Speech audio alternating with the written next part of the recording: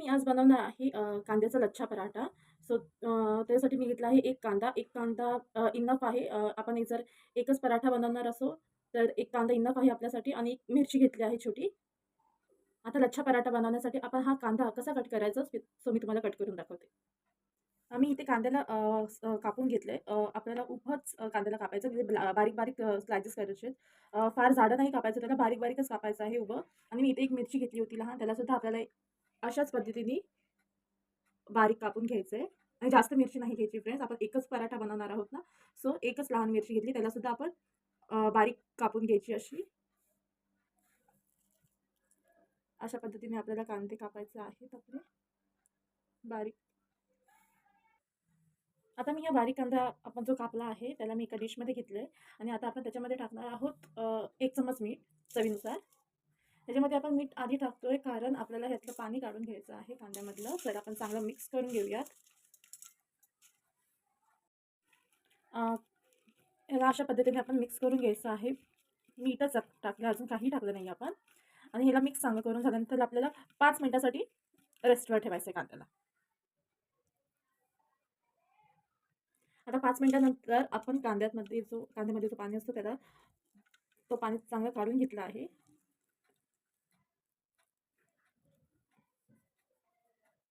आता आपण ह्याच्यामध्ये मसाले टाकणार आहोत. ते कोणते मसाले आहेत ते आता मी सांगते.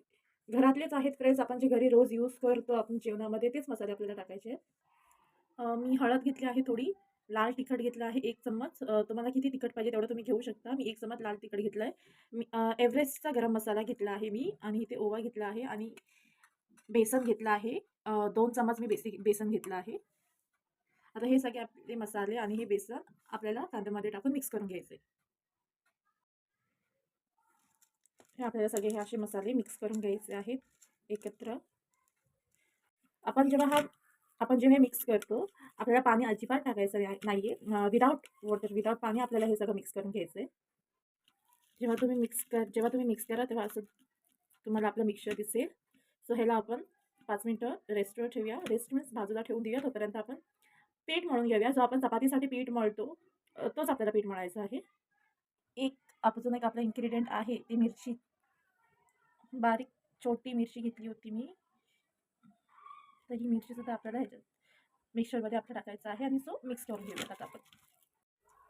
आता आपण आपला तवा गॅसवर तापत ठेवला आहे. तोपर्यंत आपण आपलं चपाती लाटून घेऊया. आता आपण इथे चपाती लाटून घेऊया.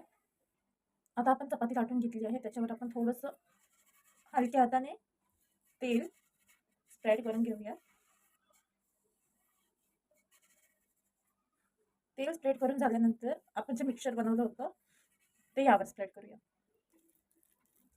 हे सगळं चारी बाजूने आपल्याला फुल स्प्रेड करून घ्यायचं आहे.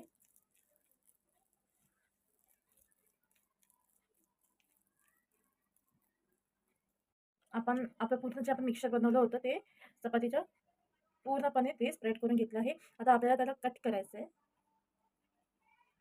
हलक्या हाताने कट करून घेऊयात आपण. आता हळूहळू आपण ह्याचे रोल करूया जे आपण कट केले आहेत. तुम्हाला हवं तर तुम्ही याच्यावरती अजून एक चपाती लाटून ठेवू शकता आणि मग तुम्ही कटिंग केलं तरी सुद्धा चालेल.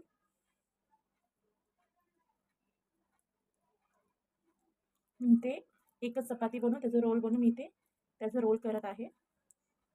तुम्हाला जसं वाटतं तुम्ही त्या पद्धतीने तुमचं पराठा बनवू शकता.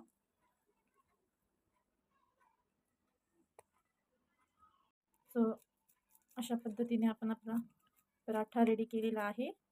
आता आपण ह्यावर पीठ टाकूयात आणि लाटायला सुरुवात करूया. सो आपण अशा पद्धतीने आपला पराठा लाटून घेतला आहे. तुम्हाला हवं तर तुम्ही याच्यामध्ये अद्रक लसूणची जी आपली पेस्ट असते तेही टाकू शकता. ऑप्शनल आहे. तुम्हाला टाकायचं असेल तर तुम्ही टाकू शकता. सो आता हा आपला पराठा आपण टाकूयात आपल्या तव्यामध्ये.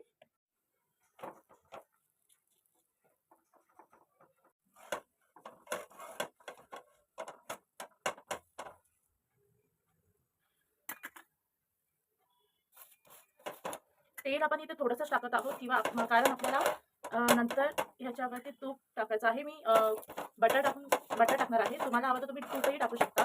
सो मी इथे तेल कमीच लावते. खायच्या टायमाला तुम्हाला तूप किंवा तुम्ही बटर टाकून याला खाऊ शकता. सो ऑलमोस्ट आपला पराठा रेडी झालेला आहे. सो सो आपला पराठा रेडी आहे गाईज. मी ह्याच्यावरती बटर टाकलेला आहे. तुम्हाला हवं तर तुम्ही तूपही टाकून खाऊ शकता. यम्मी असतं गाईज. तुम्हाला कधी पण पराठा खायचं मन केलं तर तुम्ही हा लच्छा पराठा बनवून ट्राय करून खाऊ शकता.